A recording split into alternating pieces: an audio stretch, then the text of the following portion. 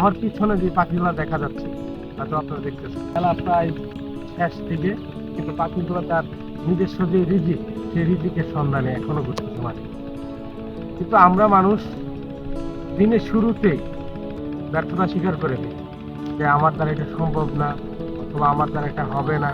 আমরা এই এই চিন্তা ধারণা নিয়ে নিজেকে হতাশায় ফেলে দেয়। কিন্তু দিন শেষে একটা জিনিস, এই ছোট্ট একটা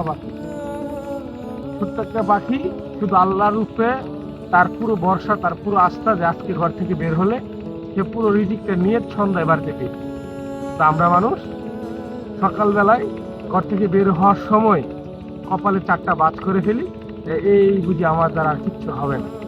কিন্তু ঠিকই দেখেন, ওই অবুঝ পাখি ঠিকই আল্লাহর উপর ভরসা দিয়ে ঘর থেকে বের হয়, এবং দিন শেষে সে তার পরিপূর্ণ রিজিকটা নিয়ে এবং তার সাথীগণকে নিয়ে সে বাসায় ফিরে।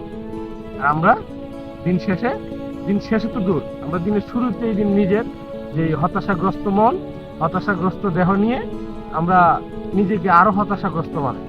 এমনকি আমরা বলে ফেলি আমাদের এটা সম্ভব না, আমার জন্য এটা তৈরি হয়েছে না, বা আমার জন্য এটা না।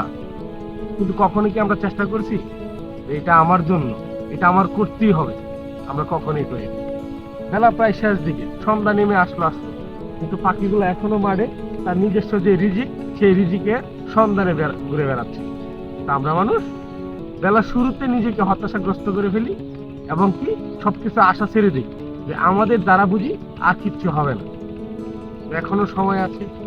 দিনের শুরুতে নিজেকে হতাশাগ্রস্ত না বানিয়ে দিনের শেষটা পর্যন্ত আল্লাহর উপরে বিশ্বাস রেখে লড়াই করে যাওয়া দরকার। এই বলে আমি এখানে আমার ভিডিও শেষ করছি। আল্লাহ হাফিজ।